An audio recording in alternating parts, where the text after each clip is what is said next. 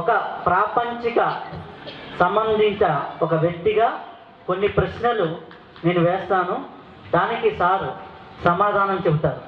ఇదేమీ ముందు రిహార్సల్స్ ఏం జరగలేదు, ఆయన ఏం చెప్తాడో నాకు కోపం. ఓకే సార్, అన్ని పండగలు పగులు పూటే ఉంటాయి, ఈ యొక్క శివుడు మాత్రమే రాత్రి అని ఎందుకు అంటారు? అదే శివుడికి రాత్రి ఎందుకు వచ్చింది, మిగిలిన అన్ని పగులు ఎందుకు? నీకు సరైన జ్ఞానం లేదా? నీకు ఏవి నవరాత్రులు లేవా? ఉన్నాయా కదా? మరి నీ క్వశ్చన్ వాపస్ తీసుకో. ఇంకోటి సార్, మీరు ఎప్పుడు చూసినా కానీ చాలా గ్లామరస్గా ఉంటారు, ఎప్పుడు చూసినా కానీ చాలా కలకల్లాడుతూ ఉంటారు. ఈ గ్లామర్ అనేది ఆధ్యాత్మిక పరమైనదా, ప్రాపంచిక పరమైనదా? మనలో వచ్చస్సుకి, ఓజస్సుకి, తేజస్సుకి ఈ గ్లామర్కి ఏమైనా సంబంధం ఉన్నదా? నా మొహం నేను అర్థంలో చూసుకుంటే నాకేం గ్లామర్ కనబడలేదు, నీకు ఎలా కనబడిందో. గ్లామర్గా ఉంటే బాగుందా లేదా? మనిషి మొహంలో face is the index of the mind అంటారు. అంటే ముఖం అనేది అది మన ఆత్మకు దల్పడం లాంటిది. మైండ్ ఈజ్ ఆత్మ.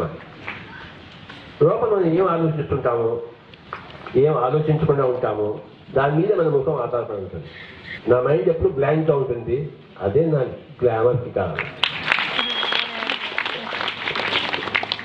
ఒకవేళ నేను ఆలోచిస్తూ ఉంటుంటే అది ఎలాగా, ఇదేలాగా, ఇదేలాగా అని చెప్పేసి ముఖం అంతా ముడతలు పడి ఉంటుంది, వికసించి ఉండదు, ముఖలితమై ఉంటుంది. So face is the index of the mind అన్నారు. కనుక మనం లోపల ఎలా ఉన్నామో మన ముఖం అందరికీ చెప్పేస్తూ ఉంటుంది. ఒకరిని చూస్తాం, ఏమైంది, ఎన్ని ప్రాబ్లమా అని అడుగుతాం. ఆ ముఖం చూడగానే తెలిసిపోతుంది ప్రాబ్లం అని చెప్పేసి. లేకపోతే ఏదో జాక్పాట్ పెట్టామంటే ఎలా ఉంది, అది వెలిగిపోతుంది నీ మొహం అంటాం. మనం అడిగితే జాక్పాట్ కొట్టుంటాం. అలాగా something wonderful has happened, therefore వాడి ముఖం అలా వెలిగిపోతూ ఉంది. మనిషికి రకరకాల జాక్పాట్లు వస్తాయి. కొత్తగా పెళ్లి చేసుకుంటే జాక్పాట్, ముఖం వెలిగిపోతూ ఉంటుంది. అమ్మాయికి పెళ్లి కళ ఉచ్చి పడుతూ ఉంటుంది, అవునా కదా? సో అలాగే ఒక బిడ్డ పుట్టినప్పుడు తల్లికి ఒక బ్రహ్మాండమైన కళ వస్తుంది, అంటే ఒక పెద్ద జాక్పాట్ పడుతుంది. ఎన్నో రోజుల నుంచి వేచి చూస్తున్న ఒక బిడ్డడు కలిగాడు. ఓకే, సో అప్పుడు ఏమవుతుందంటే ఆ తల్లి యొక్క వదనము అది వెలిగిపోతూ ఉంటుంది, because there is a jackpot there. అలాగే పిరమిడ్ మాస్టర్లు అందరూ ధ్యానం అనేది జాక్పాట్ కొట్టాను బాబు. నేను కూడా పిరమిడ్ మాస్టర్ని, అందుకే మనం వెళ్ళిపోతూ ఉంటుంది. ఓకే, ప్రతి పిరమిడ్ మాస్టర్ కూడాను అలాగే వెలిగిపోతూ ఉంటుంది. అండర్స్టాండ్? ఎందుకంటే లోపల జాక్పాట్ కొట్టాడు. ఇది బయటికి కనపడే జాక్పాట్ కాదు, లోపల కొట్టిన జాక్పాట్. ఓకే, ధ్యానం అనేది ఎంత పెద్ద జాక్పాట్. ఓకే, ఫస్ట్ ధ్యానమే జాక్పాట్. ధ్యానం వల్ల జ్ఞానం వచ్చినప్పుడు డబుల్ ధమాకా జ్ఞానం. ఓకే, అంటే ధ్యానం అనేది చేయగా చేయగా అది ఊరి ఊరి ఊరి జ్ఞానం అనేది వస్తుంది. ఆ మనిషి చూపు మారుతుంది, బిహేవియర్ మారుతుంది. ఒక ఆవకాయ బాగా నూనెలో ఊరి ఊరి ఎంత టేస్ట్ వస్తుంది, అలాగే ధ్యానంలో జ్ఞానంలో ఊరి ఊరి ఉన్న ఆత్మ యొక్క వర్చస్సు, ఆ యొక్క ముఖము వెలుగుతూ ఉంటుంది. ధ్యానం వల్ల జ్ఞానం వచ్చినప్పుడు జ్ఞానం వల్ల ముక్తి వస్తుంది. ముక్తి అంటే ఇంకా దుఃఖం ఏం లేదు. ఇంకా దుఃఖం లేనప్పుడు ముఖం వికసించదు. దుఃఖం ఉన్నప్పుడే ముఖం ముడతలు పడి ఉంటుంది. ఆ ముఖానికి వృద్ధాప్యం వస్తుంది. జీవితాన్ని భరించలేక వృద్ధాప్యం వస్తుంది. ధ్యానంలో ఉన్నప్పుడు, ధ్యానం ద్వారా ఎంతో జ్ఞానం వచ్చినప్పుడు, ఆ జ్ఞానం ద్వారా అజ్ఞానం ద్వారా మన ఎనర్జీ బయటికి పోతుంది, జ్ఞానం ద్వారా మన ఎనర్జీ బయటికి పోతుంది, మన ఎనర్జీ మన కలిగి ఉంటుంది. సో మన ఎనర్జీ, మన శక్తి బయటికి పోయినప్పుడు, అది మన దగ్గర నిక్షిప్తంగా ఉన్నప్పుడు మరి ఆ యొక్క తేజస్సు, వర్చస్సు, గ్లామర్ వస్తుంది. గ్లామర్గా ఉన్నాము. సార్ ఒక మాస్టర్ని ఇంకో మాస్టర్ గుర్తుపెట్టినట్టే ఒక గ్లామర్ని ఇంకో గ్లామరే గుర్తుపెట్టింది సార్. నెక్స్ట్ ఇది ప్రాపంచిక సంబంధించింది. రోజు మనం పేపర్లో చూస్తున్నటువంటి సమస్య. మనం ప్రకృతిని అమ్మగా చూస్తుంటాం, స్త్రీనే శక్తి అంటుంటాం. కానీ నిత్య జీవితంలో కళ్ళ ముందు కనిపించే స్త్రీని మాత్రం అమ్మగా చూడలేం. ఇట్లాంటి స్త్రీలతో మిస్బిహేవ్ చేసినా, మిస్యూజ్ చేసినా ఎలాంటి కర్మలు మనకు వస్తాయి? ఒక గుద్దు గుద్దేమనుకో, నాకేమైనా అవుతుందా? నొప్పి పుడుతుంది కొద్దిగా. పురుషులు కొట్టాడు అనుకో, చాలా నొప్పి, చచ్చి ఉట్టుకుంటాను. అవునా కదా? అంటే నేను ఒక దెబ్బ తిన్నప్పుడు అక్కడ అమ్మాయి ఉంది, ఆ అమ్మాయి నన్ను కొడుతుంది, అప్పుడు నాకేమవుతుంది? కాదు, నవ్వుతాను. అంటే దెబ్బలు తిన్నప్పుడు ఏమవుతుందంటే ఎవరు దెబ్బ కొట్టాడో దాని మీద ఆధారపడుతుంది. కనుక స్త్రీలు కానీ పురుషులు కానీ ఎనీ ఈవెంట్ మన శక్తి మీద ఆధారపడుతుంది, మన తెలివి మీద ఆధారపడుతుంది, మన జ్ఞాన అజ్ఞానాల మీద ఆధారపడుతుంది. ప్రాపంచికంలో రిలేషన్షిప్స్ ఇవన్నీ అర్థం చేసుకోవాలంటే, అందులో సరిగ్గా మనగలగాలంటే ప్రతి మనిషికి ఆత్మజ్ఞానం అవసరం. ఆత్మజ్ఞానం చూస్తే ఏ రిలేషన్షిప్ బాగుండదు, ఏది కరెక్ట్గా చూడదు, అన్ని అపస్వరాలతో కూడుకుంటుంది, అన్ని అపశృతిలో అపలయంలో ఉంటాయి. కనుక ప్రపంచం అనేది ప్రాపంచికంలో ఏమీ క్వశ్చన్ చేసినా, whatever question you may put, first of all ప్రాపంచికం తీసేసి ఆధ్యాత్మికలోకి రా. అప్పుడే ఆ ప్రశ్నలకి ఉపాయం దొరుకుతుంది. సమాధానం కాదు కావాల్సింది, మనకి ఉపాయం కావాలి. స్త్రీని గౌరవించడం తెలుసుకోవాలంటే నువ్వు ఒక ఆత్మజ్ఞానం అయి ఉంటేనే నువ్వు గౌరవించవు, లేకపోతే గౌరవించలేవు. అర్థమైందా? ఆషామాషి కాదు ఒక తోటి ప్రాణిని గౌరవించడం అనేది. అది ఎంతో ధ్యానం చేస్తే కానీ, ఆత్మజ్ఞానం ఉంటే కానీ ఆ తోటి ప్రాణిని గౌరవించడం ఓకే అనేది ఆ కనీస ధర్మంలో మనం ఉండగలం, లేకపోతే ఉండం. అందుకే ప్రాపంచికంలో మనం హాయిగా జీవించాలంటే, సరిగ్గా జీవించాలంటే, తోటి ప్రాణితో సరిగ్గా వ్యవహరించగలగాలంటే శివుడికి ఉన్నంత ధ్యానం మన దగ్గర ఉండాలి, లేకపోతే చేయలేం. బుద్ధుడికి ఉన్నంత జ్ఞానం మనకు ఉండాలి, లేకపోతే చేయలేం. ఎవరితో వ్యవహరించలే మనం జ్ఞానం లేకపోతే. You cannot behave properly with anybody, you will only misbehave. అంటే నువ్వు మిస్బిహేవ్ చేస్తావు, నీకు తెలియదు, నేనేదో చక్కగా ఉందని అనుకుంటాం. ఎవరికి కూడాను వాళ్ళ అజ్ఞానము, వాళ్ళ తప్పును వాళ్ళకి తెలియవు. ప్రతి ఒక్కరు తాను మహాజ్ఞాని అని అనుకుంటాడు, నేను మహా కరెక్ట్గా చేస్తున్నాను అనుకుంటాడు. ఎప్పుడో నెక్స్ట్ జన్మలో దాని యొక్క ఫలం అనుభవించినప్పుడు, అది కూడా అటువైపు నుంచి చూసినప్పుడు అప్పుడు తెలుస్తుంది నీకు, ఓహో నేను అప్పుడు పనిచేశాను చెప్పాను. యూ కెనాట్ హ్యావ్ రైట్ వ్యవహారము విత్ ఎనీబడి, లేదా స్త్రీ పురుష. చిన్నపిల్లలతో ఎలా ఉంటాం? చాలా కష్టం చిన్నపిల్లలతో ఉండడం, అండర్స్టాండ్. పెద్దవాళ్ళతో ఎలా వ్యవహరించాలి? ఈ వ్యవహారం అనేది very very difficult. You must be a master of meditation, master of enlightenment. Then only నీ వ్యవహారము ప్రతి ఒక్కరితో పర్ఫెక్ట్గా ఉంటుంది, అంతవరకు ఉండదు. నాకు ఈ ప్రపంచంలో ఎక్కడ జ్ఞానం లేదు. వాళ్ళ వ్యవహారాలన్నీ అస్తవ్యస్తంగా, తలకిందులుగా, అపసవ్యంగా ఉంటాయి. Thank you sir. మీరు పూజ కోటి సమం స్తోత్రం అనే శ్లోకాన్ని ఎప్పుడూ చెప్తుంటారు. నేను చెప్పలే, ఉత్తర గీతలో వేదవ్యాసుడు చెప్పాడు, కృష్ణుడు యొక్క. అదే మీ క్లాసుల్లో ఎక్కువ మేము వింటుంటాము. అది ధ్యానం ద్వారా లయం అని చెప్తుంటారు కదా, పూజ ద్వారా లయమైన వాళ్ళు కూడా కొంతమంది ఉన్నారు కదా, దీనికి దానికి తేడా ఏంటి? రామకృష్ణ పరమహంస ఆయన చిన్నప్పుడే అలా పొలాల్లోకి వెళ్ళి ఆ సూర్యోదయం సూర్యాస్తమయం కాగానే ఆయనకి సమాధి స్థితిలో పోయేవాడే. మిగతా వాళ్ళందరూ సూర్యోదయం సూర్యాస్తమయం చూస్తున్నారు, సమాధి స్థితిలో పోతున్నారా? మనం బాలయోగి పోతన సినిమా చూశాడు. పోతన సినిమా చూసి అది వెంటనే సమాధిలో పోయాడు. 40 సంవత్సరాలు. మనం కూడా మస్తు సినిమాలు చూస్తున్నాం, ఏమైనా అయినా అంటే ఈగ పుట్టిన కూడా ఉండదు మరి, అవునా కదా? ఆయన పోతనకి అంటే పోతని సినిమా వల్ల ఆయనకి రాలేదు. ఆ సూర్యోదయం వల్ల సూర్యాస్తమైనా ఈయన సమాధి స్థితిలో పోలేదు. అర్థమైంది? అదొక చిన్న ట్రిగర్ పాయింట్ అంతే. వాళ్ళు గత జన్మలో ఎంతో ధ్యానం చేసి ఉన్నప్పుడు అది ఈ చిన్న పాయింట్ వల్ల అది వస్తుంది, కానీ దీనివల్ల అది రాలేదు.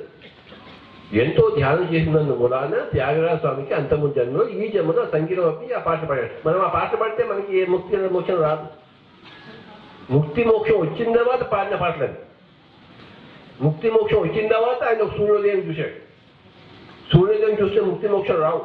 తోతన సినిమాలు చూస్తే ముక్తి మోక్షం రావు. ముక్తి మోక్షం వచ్చిన వ్యక్తి వచ్చే జన్మలో ఏదో చిన్న ఇన్సిడెంట్, దాంతో అది ట్రిగర్ అవుతుంది గత జన్మలో అన్నీ.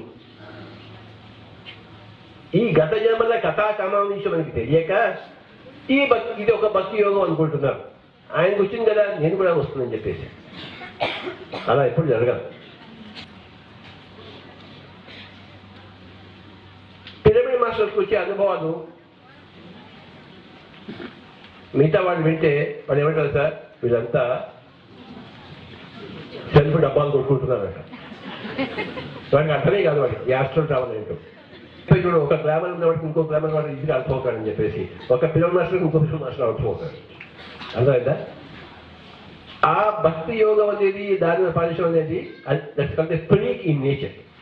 ఒకటే జన్మ నుంచి ఆలోచిస్తే that's a freak in nature, but nothing is ever a freak in nature. గత జన్మలో పరంపర ఆలోచిస్తే అంత ధ్యానం చేస్తున్నారు కనుక ఈసారి ఒక పోతల సినిమా చూడంగానే ట్రిగర్ అయింది, ఒక సూర్యోదయం చూడంగానే ట్రిగర్ అయింది.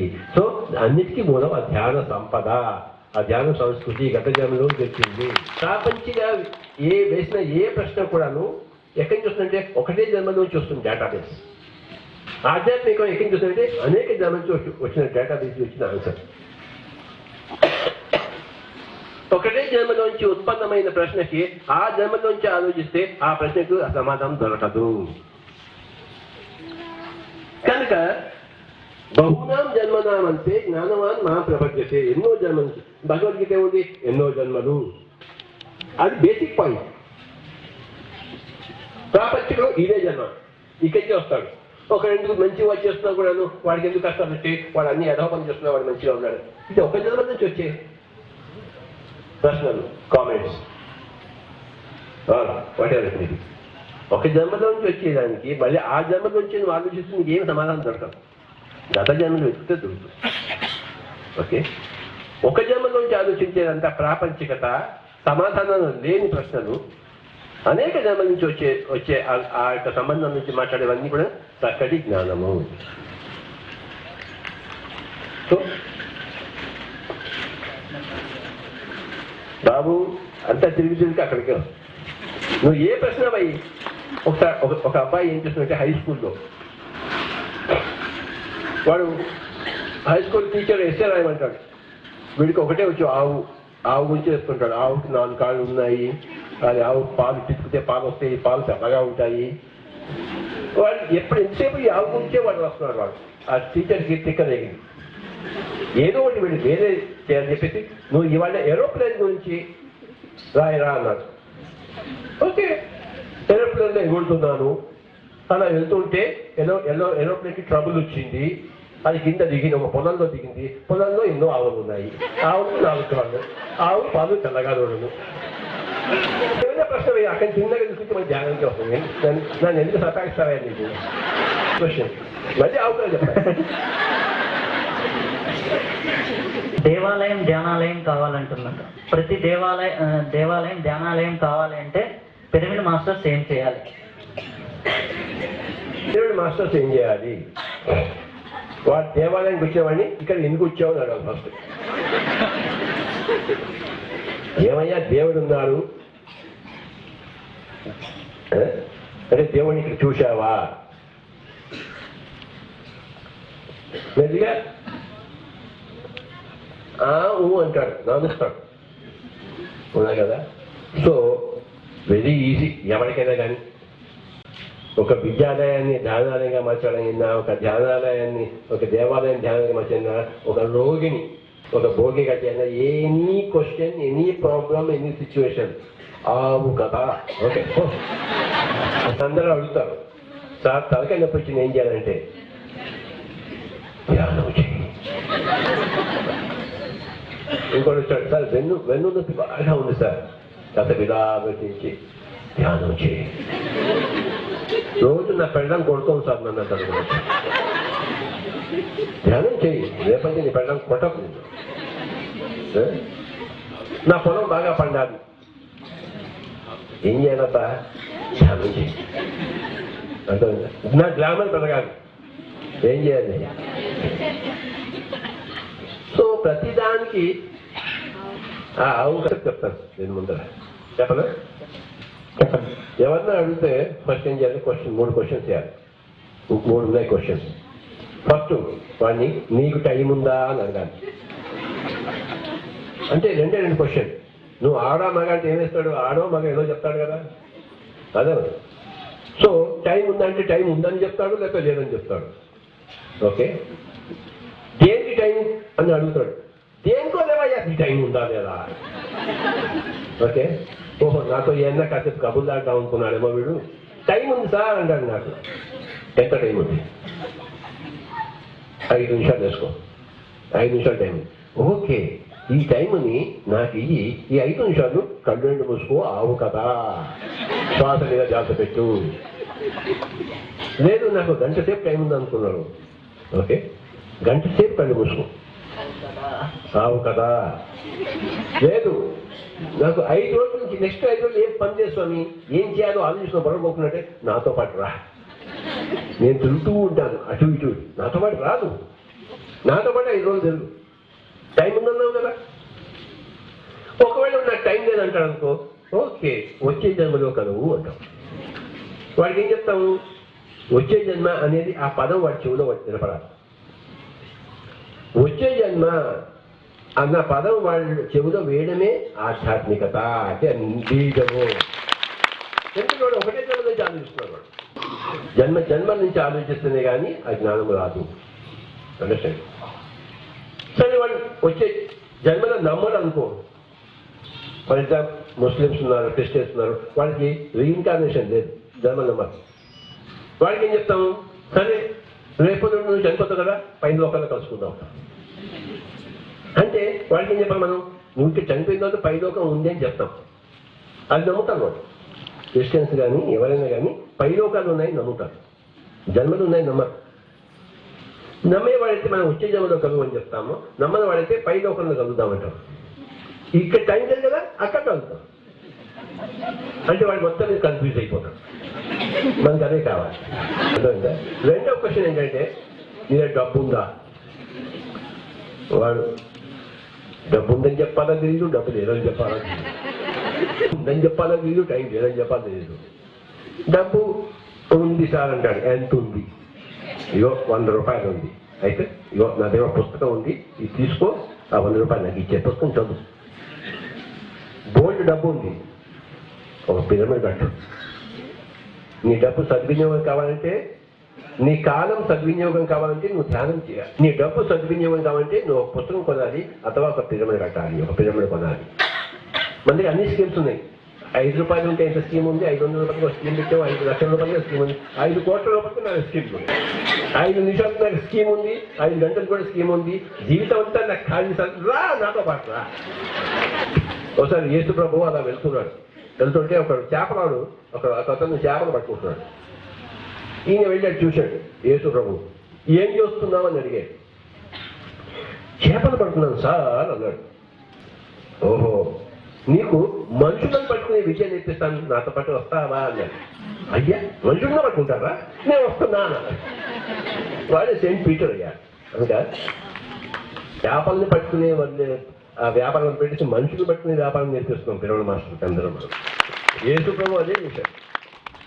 కనుక మూడో క్వశ్చన్ ఏంటంటే, నీకు బుద్ధి ఉందా? వాడు ఉందని చెప్పలేడు, లేదని చెప్పలేడు.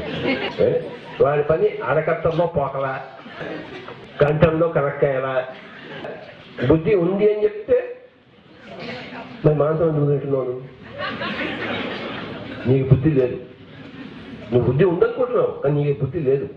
కనుక బుద్ధి ఉంది అంటే నువ్వు శాకాహారినిగా. నేను శాకాహారి సార్ అంటాడు. అయితే నాతో పాటు ఇద్దరం ప్రచారం చేద్దాం పోయి. సో అలాగా ఈ ప్రశ్నలు వేసి very easy. To confuse. Don't try to confuse him. Okay, ఆ తర్వాత వాడు నీ చుట్టూ తిరుగుతాడు. సార్ ముందు నువ్వు చెప్తావు కానీ ఏదో వేసి నాకేం అర్థం కాదు సార్ అన్నాడు. నాతో పాటు రా ఉండవా, నువ్వు ఫస్ట్ కాఫీ తాగు, మిరపకాయ బజ్జీ తిను. Next question. మీరు చెప్పిన దాంట్లోనే మీకు టైం ఉందా?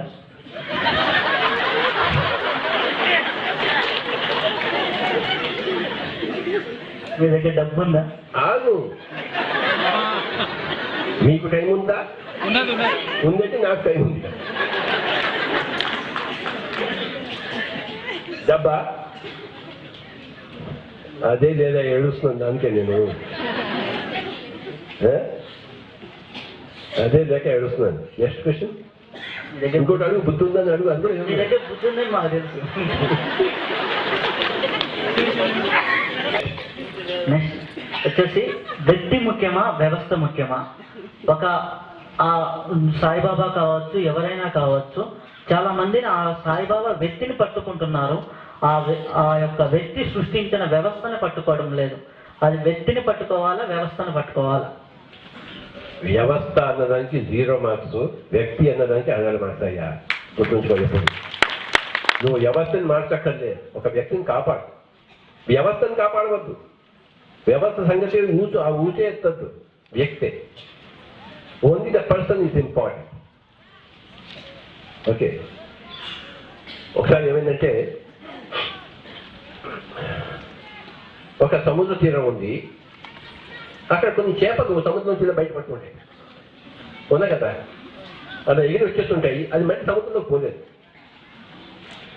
ఒకటి ఏం చూస్తున్నాడంటే బయటపడిన చేపలను తీసి మళ్ళీ సముద్రంలో పడేస్తున్నాడు.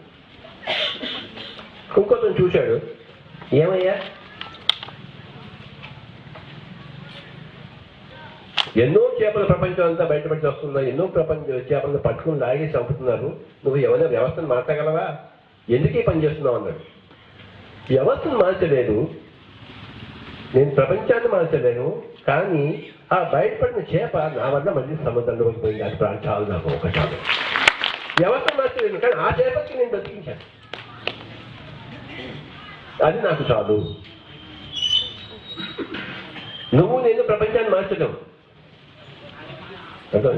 కానీ ఒక వ్యక్తిని మనం సహాయం చేయగలం. వ్యవస్థను బాగు చేయం మనం, వ్యక్తిని, ఒక్క వ్యక్తిని బాగు చేసినా మన జన్మ ధన్యమైంది. వ్యవస్థకి 0 మార్క్స్, వ్యక్తికి 100 మార్క్స్. గుర్తుంచుకో. వ్యక్తి, నువ్వు సిల్లి సేవ ఎందుకు వచ్చావు మధ్యలో? ప్రశ్న ఏంటంటే, నా ఉద్దేశం, ఇప్పుడు షిరిడి సాయిబాబా గారు ఒక వ్యవస్థని ఆయన తన వ్యక్తులను చూసుకున్నాడు. ఆయన ఒక ప్రిన్సిపల్స్ కొన్ని ఇచ్చేసి వాటిని ఫాలో అవ్వండి అని చెప్పారు కదా. ఆ ప్రిన్సిపల్స్ ని ఫాలో అవ్వాలా, లేకపోతే వ్యక్తిని ఆరాధిస్తూ ఉన్నారు కదా, ఆ ప్రిన్సిపల్స్ కరెక్ట్ కదా చూసుకోవాలి. నేను చూశాను షిరిడి సాయిబాబా పాఠాలు, నాకు ఆ వ్యక్తి నచ్చలేదు. నాకు నువ్వు నన్ను చూసుకొని నేను నిన్ను చూసుకుంటానంటే నాకు ఆ వ్యవస్థ అని చెప్పిన వ్యక్తే నచ్చలేదు నాకు. అర్థమైందా? అందులో ఆయన దగ్గర నచ్చిన పాయింట్లు ఉంటాయి, నచ్చిన పాయింట్లు ఉంటాయి. అర్థమైందా? నీ కళ్ళు బాగున్నాయి కానీ నీ ముక్కు బాగుంది. కళ్ళు బాగున్నాయి కనుక ముక్కు కూడా నచ్చుకోవాలా నేను? లేదా కళ్ళు బాగాలేదు కనుక ముక్కు కూడా తిట్టాలా? దేనికనే వేరు. ఒక వ్యక్తిలో మనకు ఒక నచ్చే పాయింట్ ఉంటుంది, ఒక నచ్చిన పాయింట్ ఉంటుంది. నచ్చిన పాయింట్ వదిలిపెట్టేసి నచ్చే పాయింట్ తీసుకొని దాన్ని మనం గౌరవించాలి. అలాగే అర్థమైందా?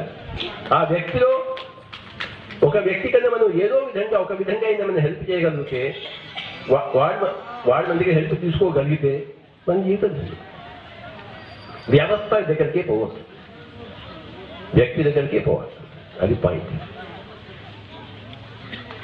వ్యక్తి అన్న దానికి 100% మార్క్స్, వ్యవస్థ అన్న దానికి 0% మార్క్స్. కదా, గాంధీజీ కొంత వ్యక్తులను సహాయం చేశాడు, దేశ వ్యవస్థను మార్చగలడు. దేశం విభజన అయిపోయింది, ముస్లిమ్స్ అని చెప్పేసి. అది గాంధీజీ యొక్క ఫెయిల్యూర్ కాదు, కొంతమంది మనుషులకి గాంధీజీ ఆదర్శప్రాయుడు. That's enough. నువ్వు నేను కొంతమంది మనుషులకు ఆదర్శపడితే చాలు. ఆ వ్యక్తికి ఈ వ్యక్తి నచ్చి, ఈ వ్యక్తికి ఆ వ్యక్తి నచ్చితే చాలు అయినా, ఆ వ్యక్తికి ఈ వ్యవస్థ సంగతి కాదు. ఓకే, వ్యక్తికి వ్యక్తి నచ్చాలి, వ్యక్తిని వ్యక్తి నచ్చుకోవాలి, వ్యక్తిని వ్యక్తి కాపాడాలి, వ్యక్తికి వ్యక్తి సాధించాలి. అంతకే వ్యవస్థ అనేది చాలా పెద్ద పదం, నాకు ఇష్టం లేదు. వ్యక్తి అనే పదం చాలా ఇష్టం నాకు. నువ్వేమన్నా వ్యవస్థను మార్చడం కోసం పుట్టావా? నిన్ను నువ్వు మార్చుకోవడం కోసం పుట్టావు. నిన్ను నువ్వు మార్చుకోవడం కూడా రాలేదు. మనం మారడం కోసం మనం పుట్టామా? ఇప్పుడు నా ముక్కు మార్చుకోవాలి, నేను నా చెవి మార్చుకోవాలా? ఏంటి మార్చుకోవాలి? నా బట్టలు మార్చుకోవాలా? ఏంటి మార్చుకోవాలి? ఈ కాలం పెట్టాలి ఇప్పుడు నేను కాదు. మనం మార్చడం కోసం, మారడం కోసం రాలేదు, నేర్చుకోవడం కోసం వచ్చా. నేర్చుకోవడానికి సభా లక్ష విషయాలు ఉన్నాయి. సంగీతం నేర్చుకోవాలి, క్రికెట్ నేర్చుకోవాలి, మిరకాయ బజ్జీ వేయడం నేర్చుకోవాలి, ఓకే, పాట పాడడం నేర్చుకోవాలి, మీటింగ్ ఏర్పాటు చేయడం నేర్చుకోవాలి, ధ్యానం చేయడం నేర్చుకోవాలి, ధ్యానం నేర్పించడం నేర్చుకోవాలి. మా పిల్లలు కట్టించడం నేర్చుకున్నాను. అంతకుముందు నాకు మైక్ అంటే గడగడ వణిగేవాడిని ఒకప్పుడు. ఇప్పుడు నన్ను చూసి మైక్ వణుకాలో వణుకుతుంది. అంటే మైక్లో మాట్లాడటం నేర్చుకున్నాను. మారడం కాదు. ఏంటి మార్చున్నాను? మనం ఏం మార్చుకోవాలి? నేను సహజంగా ఉన్నాను, మనం ఏం మార్చుకోవాలి? What change you want? You are a god, you are a nice human being. ఏం మార్చుకోవాలి? నేర్చుకోవాలి. 64 కాలాలు ఉన్నాయి నేర్చుకోవాలి. 64 నేర్చుకోండి. ఓకే, సో మారడం కాదు. ఈ హిందూ మతం నుంచి క్రిస్టియానిటీకి, క్రిస్టియన్ నుంచి నాస్తిక మతం, నాస్తిక మారడం కాదు. ఎవరు మారక్కర్లే, మారడం ట్రై చేయద్దు. నేర్చుకోవాయా, కొత్త విద్యను నేర్చుకో, సమయాన్ని ఉపయోగించడం నేర్చుకో, సమయాన్ని వేస్ట్ చేయడం మానేసేయి. ఏదో విధంగా సమయాన్ని ఉపయోగించుకోవడం నేర్చుకో. ఇది మారడం కాదు, ఇది నేర్చుకో. Gathering wisdom, gathering information, value information in any given field. ఈ క్వశ్చన్ ఎక్కడో, నేను ఎక్కడో పోయాను. ఇంకో క్వశ్చన్ సార్. సదానంద యోగ్ గారు ఒక సుభాష్ అనే వ్యక్తిని తీసుకొని ఇంతటి మహాగురువుగా చేశారు కదా. ఈ మహాగురువు తనంతటి ఒక మనిషి ఇంకో మనిషిని మహాగురువుగా, గురువుగా, లఘువుగా చేయడు. ఎవరికి వాడే అవుతాడు. నేర్చుకోకపోతే లఘు అవుతాం, నేర్చుకుంటే మనం కష్టపడి నేర్చుకుంటే మనం గురువు అవుతాం. కష్టపడి మనం అందరికీ చెప్పడానికి ప్రయత్నిస్తే మహాగురువు అవుతాం. ఆయన తనకున్నది చెప్పాడు, నన్నేం బొట్టు పెట్టి పిలవలేదు. నేను అడిగిన ప్రశ్నలకు సమాధానం చెప్పాడు, కంప్యూటర్ లాగా. నేను వెతుకుతున్న క్వశ్చన్స్కి ప్రశ్న జవాబులు ఆయన దగ్గర ఉన్నాయి అంతే. అలాగే అందరూ నా దగ్గర వస్తారు, వాళ్ళు ప్రశ్న ఇస్తాడు, నేను జవాబు ఇస్తాను. వాళ్ళు వెతుకుంటున్న ఆన్సర్లు నా దగ్గర ఉన్నాయి. ఎందుకంటే సత్యం. ఎవరు వారిని మార్చరు, గురువుగా చేయరు. వాడి సొంత కృష్ణ వాడు గురువు అవుతాడు. గురువు అంటే బరువైన వాడు, ధ్యాన సాధనలో, జ్ఞాన సాధనలో బరువైన వాడు. సాధన చేసి ఏ విద్య అయినా కూడా మనం నేర్చుకుంటాం, మనకి ఎవరు నేర్పించరు. ప్రశ్నకి జవాబు చెప్తారు, అది నేర్పించడం అవుతుందా? ప్రశ్నకి జవాబు చెప్తే అది నేర్పించడం అవుతుందా? జవాబు ఇవ్వడం అవుతుంది. అది సత్యం అయినప్పుడు వాడి హృదయానికి పూర్తిగా సూటిగా తగులుతుంది. తగినప్పుడు వాళ్ళు అది నేర్చుకుంటాడు, వాడు చూసి నేర్చుకుంటాడు. అవును కదా అంటాడు, కరెక్ట్ కదా అంటాడు. సో సదానంద యోగి నాకు ఏమీ చేయలేదు, ఆయన దగ్గరికి వెళ్ళి నేను అన్నీ నేర్చుకున్నాను. ఇక్కడ ఉన్న వాళ్ళకి నేను ఏమీ చెప్పలేదు. వాళ్ళు ఇక్కడికి వచ్చి వాళ్ళు సొంత కృష్ణ వాళ్ళందరూ నేర్చుకున్నాడు. నెక్స్ట్ సార్, మీరు ఎప్పుడు నాన్ వెజ్ గురించి చెప్తుంటారు కదా. ఒక నాన్ వెజ్ తినే అమ్మాయి ఒక వెజ్ తినే అబ్బాయిని పెళ్లి చేసుకున్నా, ఒక వెజ్ తినే అబ్బాయి ఒక నాన్ వెజ్ తినే అమ్మాయిని పెళ్లి చేసుకున్నా, ఎలాంటి ఆధ్యాత్మికతలో వాళ్ళకి ఎలాంటి పరిణామాలు జరుగుతాయి? పెళ్లి జరిగినా జరగకపోయినా ఓకే, నాన్ వెజ్ అనేది నో నాన్ వెజ్. పెళ్లికి నాకు సంబంధం ఏందా? ఒకసారి ఇక్కడే ఒక అమ్మాయి ఎవరో వస్తే నాన్ వెజ్ తినే అబ్బాయిని పెళ్లి చేసుకున్నాం, నువ్వు అనేసి తిట్టారనమాట. దాంట్లో నుంచి పుట్టింది ఈ క్వశ్చన్. నేను టాస్ చేసి ఒకరిని తిడతాను, ఒకరిని తిట్టకుండా ఉంటాను. ఆ తిట్టినప్పుడు వచ్చింది సార్ ఈ డౌట్. ఒక గురువుకి అనేక మంది శిష్యులు ఉంటారు. ఒకసారి ఏమైందంటే ఆ శిష్యులు ఇద్దరు మార్కెట్లో కలుసుకున్నారు, కూరగాయల మార్కెట్లో. అప్పుడు ఒక శిష్యుడు ఇంకో శిష్యుడితో అంటున్నాడు, నాకు గురువు గారు ఏం చెప్పారంటే బ్రహ్మచర్యంలో ఉంటేనే కానీ ధ్యానం రాదు అని చెప్పాడు. నేను అప్పటి నుంచి బ్రహ్మచర్యంలో ఉంటున్నాను, నాకు చక్కగా ధ్యానం కుదురుతోంది అన్నాడు. ఇంకోవాడు ఏమన్నాడు, అదే గురువు గారు నాకేం చెప్పంటే బ్రహ్మచర్యానికి దానికి సంబంధమే లేదయ్యా, నువ్వు ఎలానే ఉండొచ్చు, ధ్యానం చేయన్నాడు. నేను అప్పటి నుంచి నేను హాయిగా పెళ్లి చేసుకున్నాను, పిల్లల్ని కట్టుకున్నాను, ధ్యానం చేస్తున్నాను, నాకు బాగా ధ్యానం కుదురుతోంది. అంటే ఇద్దరు ఏది కరెక్టు? ఆ గురువు వీడి మనస్తత్వాన్ని బట్టి వాడికి అలా చెప్పాడు, వాడి మనస్తత్వం వీడిగా చెప్పాడు. అర్థమైందా? వీళ్ళిద్దరు చెప్పుకున్న తర్వాత వాళ్ళకి కన్ఫ్యూజన్ పెట్టాడు. ఈ గురువు గారు వాడికే సరైన చెప్పుకుంటాడని చెప్పేసి, వాడేమో వీడికే సరైన చెప్పుకుంటాడని ఇద్దరు బస్సులయ్యారు, యోగా బస్సులయ్యారు. వాడు చెప్పింది వీడు చేసి, వీడు చెప్పింది వాడు చేసి ఇద్దరు బస్సులయ్యారు. అలాగే నాన్ వెజ్ అమ్మాయి అబ్బాయి పెళ్లి చేసుకున్నారా లేదా ఒక్కొక్కరికి ఒక్కొక్క విధంగా చెప్తుంటాను, వాడి పరిణితిని బట్టి. అండర్స్టాండ్? వాడు కష్టపడగలిగే వాడికి సహనం, ఓర్పు ఉంటే నువ్వు పెళ్లి చేసుకో, నువ్వే గెలుస్తావని చెప్తాను. ఓర్పు లేదనుకో, కష్టాలు బాధపడతావు, అలాంటి వాడిని పెళ్లి చేసుకోమా నాన్న. డిపెండ్. వీడు చెప్పింది వాడు చేయకూడదు, వాడు చెప్పింది వీడు చేయకూడదు. ఓకే, ఎవరికి వారే యమునా తీరే. Every case is different. Understand? Every case is different. Adi Shankaracharya వాళ్ళు వెళ్తున్నారు తన శిష్యులతో. వెళ్తుంటే అక్కడ ఒక కళ్ళు దుకాణం వచ్చింది. ఈయన ఒక కళ్ళు తాగేస్తున్నాడు. ఏమని చెప్పాడు, సార్ మాకు అన్నాడు. తాగేది అన్నాడు. కొంచెం తర్వాత ఒక ఇనుప సీసాన్ని కరిగించి ఇనుము అవత్యాలతో అది వస్తుందన్నమాట.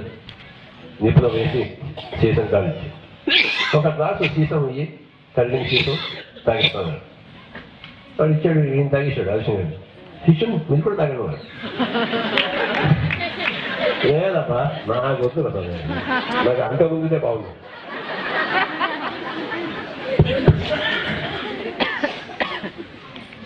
సో అడ్వైజ్ అనేది individual, it is not group. Every person is different. వాడికి తగినట్టు మనం చెప్తాం,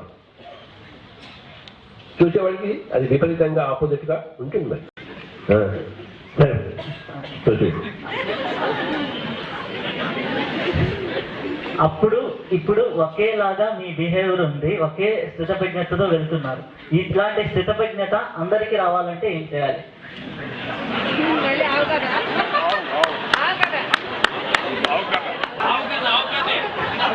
ఆవు కదా ఇంకా అవును, ఆవుకి 4 సార్లు ఉంటాయి. ఆలోచించావా?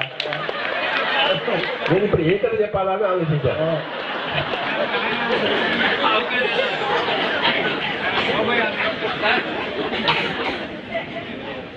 పాలు తెల్లగా ఉంటాయి. నెక్స్ట్ క్వశ్చన్ అయితే రావు కదా, అవసరం వచ్చేసి వైభోగం వైరాగ్యం అంటారు.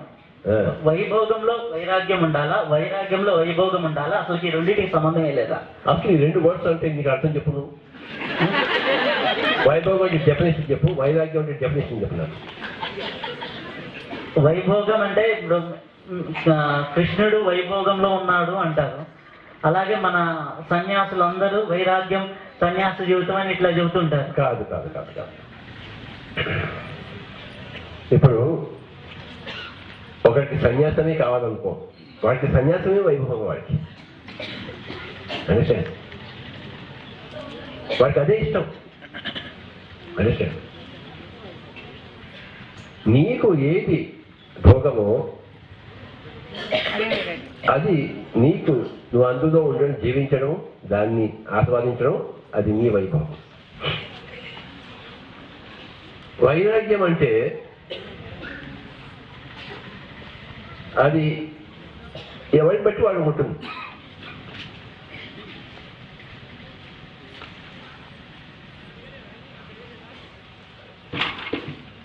మెహర్ బాబా మౌనం వహించాడు జీవితం అంతా. అంటే వైరాగ్యం అది వైభోగమా? ఆయనది వైభోగం.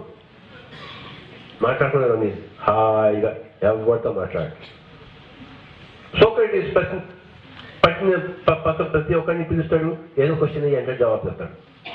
ఆయన మాట్లాడకపోతే ఆయన తోచదు, ఈయనకి మాట్లాడితే తోచదు. బాగుంది. సో నీకు ఏది వైభోగమో అది నువ్వు చెయ్యి, హింస లేకుండా, తోటి ప్రాణికి హింస లేకుండా. ఓకే, నీకు ఏది ఎలా జీవిస్తే అది నీకు వైభోగము. ఓకే, ఇప్పుడు నేను కడతాల్లో ఉన్నాను కనుక, కైలాసపూర్లో ఉన్నాను కనుక వేరే చోట ఉండగలనా? ఉండలేను. ఇక్కడ ఉండాలంటే ఇక్కడ ఉన్న వాళ్ళందరూ ఇక్కడికి వచ్చారంటే వాళ్ళు ఇంటి నుంచి వచ్చేసారు. అంటే ఇంట్లో వాళ్ళు ఇంటి మీద ఇష్టం లేక వచ్చారంటే, ఇక్కడ రావాలంటే అది వదిలిపెట్టుకోవాలి. అది వదిలిపెట్టుకుంటే దానికి ఇష్టం లేదు, అది అది వైరాగ్యంతో ఇక్కడికి వచ్చారు. లేదు, నువ్వేదో వైరాగ్యంతో వచ్చావు ఇక్కడికి. నీకు ఇంట్లో ఒక వైభోగం ఉంది, ఇక్కడ ఒక వైభోగం ఉంది. ఓకే, ఇప్పుడు ఇష్టం మళ్ళీ ఇంటికి వెళ్తావు నువ్వు. ఓకే, వైరాగ్యం అనేది ఎక్కడ లేదు అసలు. టెంపరీగా ఇక్కడ రావాలంటే నువ్వు అవన్నీ వదిలిపెట్టాలి. అవన్నీ వదిలిపెట్టడమే, అది వదిలిపెట్టే కానీ ఇక్కడ రాలేవు. దానికి వైరాగ్యాన్ని వర్డ్ ఇవ్వకూడదు. ఓకే, నువ్వు లోపల ప్రపంచం చూడంటే బయటికి కళ్ళు మూసేసుకోవాలి. బయటికి కళ్ళు మూసుకుంటే కానీ ఆ ఎనర్జీతో నువ్వు లోపలి దృశ్యాలు, లోపల ప్రపంచాన్ని చూడలేవు. లోపలికి పోవాలంటే బయటికి వదిలిపెట్టేయాలి. బయటికి వదిలిపెట్టేది వైరాగ్యం కాదు. అది దానికి చూస్తే వైరాగ్యం అనేది ఎక్కడా లేదు అని నాకు చూస్తాం. తరచి చూస్తే, లోపలికి వెతుకుతే ప్రతివాడు వైభవం. ఇప్పుడు ఓబాయ్ కడప నుంచి వచ్చాడు ఇక్కడికి, ఇక్కడ 3 రోజులు ఉన్నాడు, వైభవంగా ఉన్నాడు. అక్కడ వైభవం నుంచి ఇక్కడికి వచ్చాడు, ఇక్కడ వైభవం నుంచి ఇంకో వైభవంగా చెప్తాడు, ఇంకో వైభవంగా చెప్తాడు, ఇంకో వైభవంగా చెప్తాడు. ఓకే, ఒకరికి హిమాలయాలు వెళ్ళి ఉంటాడు, వాడికి వైభవం అది. ఉడికి వెళ్తాడండి, అక్కడ తీవ్రమైన ఏదో ఫలం కావాలి. ఆ ఫలం కోసం వాడు వెళ్ళాడు అక్కడికి. ఆ భోగము, ఆ ఫలం తినాలనే భోగం, దానికోసం వెళ్ళాడు.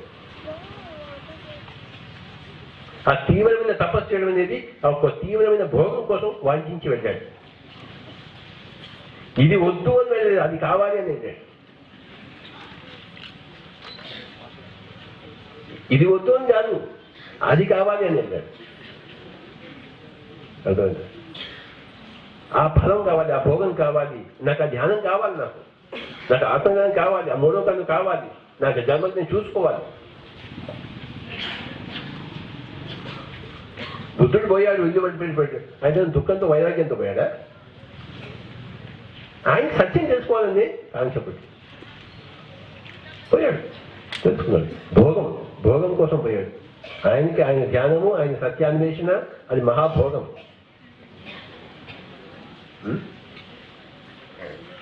మా చిన్నప్పుడు మా ఇంట్లో సగం మంది అంతా అమెరికాలో ఉన్నారు. మా బావగారు, మా అన్నగారు అంటే ఇండియాలో ఏముంది, అమెరికాకి వచ్చేసి అన్నారు. వాళ్ళకి అమెరికా అంటే భోగం, నాకు అది భోగం కాదు. నేను రానని చెప్పాను.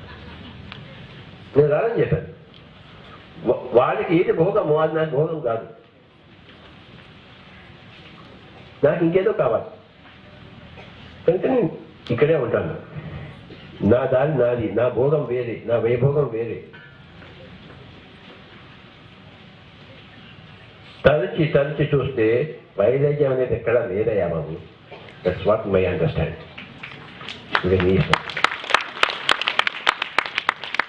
Thank you sir. చిత్త వృత్తులను పతంజలి యోగ సూత్రాలతో 4 ఉన్నాయి. ఫస్ట్ ఏంటంటే అథ యోగానుశాసనం. ఇప్పుడు ఇంకా యోగం అనే డిసిప్లిన్. సెకండ్ అంటే యోగ చిత్తవృత్తి నిరోధ, రెండవది. మూడవది తథా ద్రష్ట స్వరూప వ్యవస్థానం. నాలుగవది అభ్యాస వైరాగ్యాభ్యాం తన్నిరోధ. ఈ రెండు పదాలు ఉన్నాయి, వైరాగ్యం అని చెప్పేసి అభ్యాసం అని. అంటే నువ్వు ఒక అభ్యాసం చేయాలంటే ఇంకో దాన్ని వదిలిపెట్టాలి టెంపరీగా. ఇక్కడ రావాలంటే నీ ఇంటిని వదిలిపెట్టాలి కదా. నీ మనసు కంట్రోల్ చేసుకోవాలి అంటే ఈ కళ్ళు మూసుకోవాలి. అది వైరాగ్యం కాదు. నువ్వు స్కూల్కి వెళ్ళాలంటే ఇంటిని వెళ్ళావు కదా. తల్లిదండ్రులు ఉంటే నీకు స్కూల్కి వెళ్తావా? నువ్వు స్కూల్కి వెళ్ళావంటే తల్లిదండ్రుల మీద వైరాగ్యమా? కాదు, అది వైరాగ్యం కాదు. అలాగే స్కూల్కి వెళ్ళే వాళ్ళకు హిమాలయాలకు వెళ్ళి నేర్చుకుంటారు, అది వైరాగ్యం ఎందుకు అవుతుంది? నాకు వైరాగ్యం అక్కడ కనపడదా? ఇంకోటి పొందడం కోసం ఇది వదిలిపెట్టాడు అది. నువ్వు కూడా ఆలోచించు. అర్థమైంది సార్. ఓకే, ఏదో క్వశ్చన్ వచ్చింది. నీకేదో వైరాగ్యం వచ్చిందా? ఎన్లైట్మెంట్ కానంత వరకు వైరాగ్యం ఉంది అనుకుంటున్నా సార్. నేను ఎన్లైట్మెంట్ కానంత వరకు వైరాగ్యం ఉంది అనుకుంటున్నాను. అంటే ఎన్లైట్మెంట్ తర్వాత వైరాగ్యం లేదా? లేదు సార్, ఎన్లైట్మెంట్ అయిన తర్వాత వైరాగ్యం లేదు సార్. మీకు వైరాగ్యం లేదు, నాకు వైరాగ్యం లేదు, కానీ ఎన్లైట్మెంట్ కాని వారికి వైరాగ్యం ఉంది సార్. నాయన ఒక రసగుల్లా ఉంది, ఎన్లైట్మెంట్ ఇచ్చిందో అది రసగుల్లా కాకుండా పోతుందా? రసగుల్లాయే. నీకు ఎన్లైట్మెంట్ వచ్చినా లేకపోయినా వైరాగ్యం లేదే లేదు, నీకు ఎన్లైట్మెంట్ వచ్చినా లేకపోయినా అని నా వచ్చే ఉద్దేశం. నువ్వు ఆలోచించవా? రసగుల్లా గురించి నాకు తెలిసినా తెలిపినా రసగుల్లా మారుతుందా? నాకు సంగీతం వచ్చినప్పుడు రసగుల్లాయి, రానప్పుడు రసగుల్లాయి. అది అర్థమైందా? మన ఆలోచనలో వేర్పు, మన అవగాహనలో వేర్పు, వస్తువులో వేర్పు వేరు లేదు. అవగాహన రాంగ్. వైరాగ్యం ఉంది, ఉండాలి అనుకోవడం రాంగ్. అది వైరాగ్యమే లేదు. ఓకే,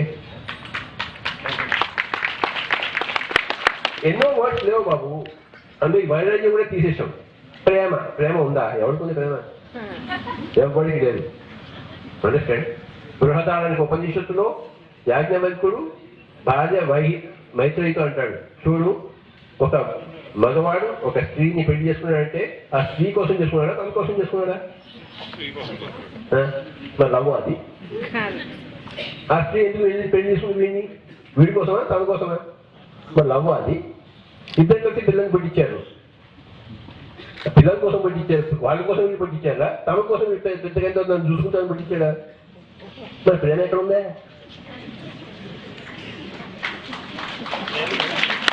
సంబంధాలు ఉన్నాయి.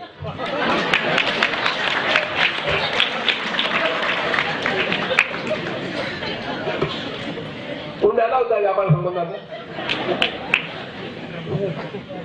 చక్కని నాటకీయ రచనలు ఉంటాయి, ఉండాలా అవుతా నాటకీయ రచనలు. ప్రేమ దోమ లే బాబు. ప్రేమ అనేదంతా కట్టుకథ. అది నీ యొక్క అనవగాహన, రాంగ్ పర్సెప్షన్. అలాగే వైరాగ్యం అనేది ఎన్నో రాంగ్ పర్సెప్షన్స్ ఉన్నాయి, అది లేవా? ఓకే, మన పిఎస్ సిస్టంలో ఏదో వైరాగ్యం గురించి మాట్లాడతామా మనం? ఎందుకు మాట్లాడమే? లేదు కాబట్టి మరి ఉండేదే మాట. మనకి లేకపోతే వాడికి ఇంకోటి ఉంటుంది. వాడితో ఉంటున్నాడు, వాడికి ఉంది వాడు లేక వాడికి లేదన్ను కాదు. ఎవరికి నాకు లేకపోతే ఎవరికి లేదు. నేను రాయేస్తే మరి పైకి వేస్తే వాడికి ఇంటికి వస్తుంది, ఇంకోటి వేస్తే అటే పోతుంది. సత్యం ఎవరికైనా ఒకటే, అర్థమైందా? అయితే ఆ సత్యాన్ని దర్శించడం చాలా కష్టం బాబు. ప్రేమ లేదని తెలుసుకోవడం చాలా కష్టమైన జాబ్, వైరాగ్యం లేదని తెలుసుకోవడం చాలా కష్టమైన జాబ్. అండర్స్టాండ్? చిన్నప్పటి నుంచి అంటే బ్రెయిన్ వాష్ కదా, అవునా కదా? పిఎస్ సిస్టంలో ఈ బ్రెయిన్ అంతమంది వాడు బ్రెయిన్ వాష్ చేసేటప్పుడు మనం డీ వాష్ చేస్తుంటాను. అంతా వాడు శుభ్రంగా వేయాలి. ప్రేమ లేదు, చావు లేదు, వైరాగ్యం లేదు, ఇలాంటివి ఎన్నో ఉన్నాయి. లేని చావు, మా అమ్మ చెప్పినట్టే యాడ్ చచ్చిందా? చచ్చిందా? ఆత్మ ఎలా వస్తుంది? సావదు కదా, సావు లేదు అక్కడ. లేని దానికి మనం ఏడుచు. వైరాగ్యం కావాలేమో అనుకుని వైరాగ్యంగా ఉంటాం. అది లేదని తెలుసుకుంటే జ్ఞానం చేస్తే అది అసలు లేదు అనుకుంటాం. మరి నా సమయంతో వృధా చేశానే అనుకుంటాం. ఓబేకి ఇంకా అర్థం కాదు సార్. ఇంకా కన్ఫ్యూజ్ సార్, కన్ఫ్యూజ్. నా డిక్షనరీలో అంటే ఏదో ఒక పాండిత్యంలో సందర్భంగా వైరాగ్యం ఇలా ఇలా అని చెప్పచ్చు, కానీ వాస్తవంగా వైరాగ్యం లేదు. ఓకే, ప్రేమ అనేది లేదు, చావు అనేది లేదు. తోటి వాటిని ప్రేమించాలి కాదు, తోటి వాటిని సహాయం చేయగలిగితే. అంతే కదా. నాకు ఓపై మీద ప్రేమే లేనే లేదయా, నీ ఇష్టం. ఆ తర్వాత ఆ విషయం నాకు తెలుసు.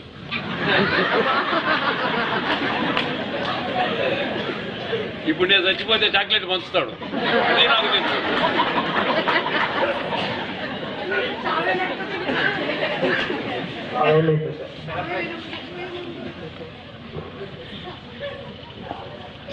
వైరాగ్యం వస్తుంది కదండి, అర్జునుడికి వైరాగ్యం వస్తుంది కదా.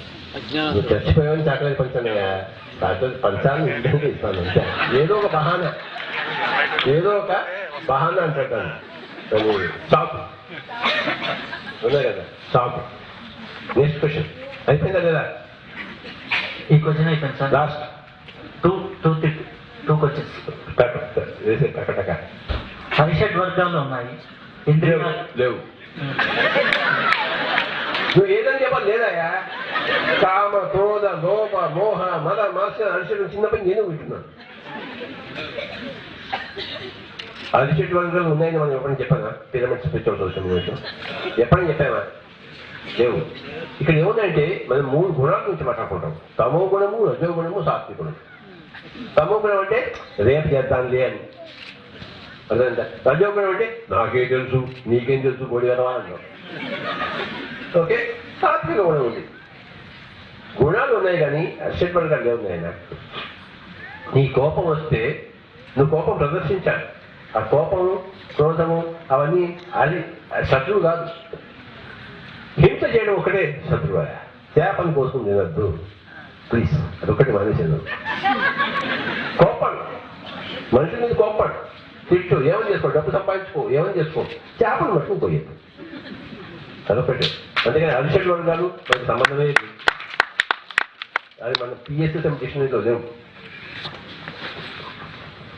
Next last question. ఒక నాయకుడికి ఉండాల్సిన క్వాలిటీస్ ఏంటి? ఆ నాయకుడు విశ్వనాయకుడు అనే పదం వాడతారు కదా, ఆ విశ్వనాయకుడు అవ్వాలంటే ఎలాంటి క్వాలిటీస్ ఉండాలి? చక్కటి ఆవు అవ్వాలి వాళ్ళు.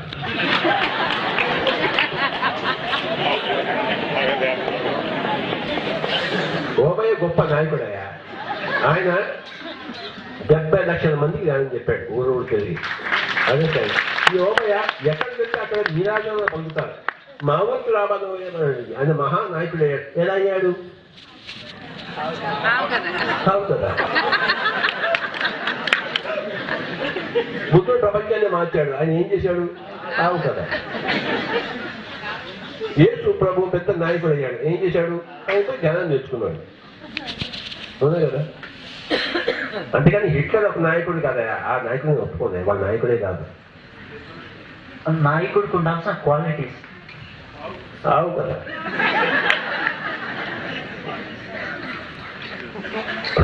ఎస్ ఆర్ నో మీరే చెప్పండి.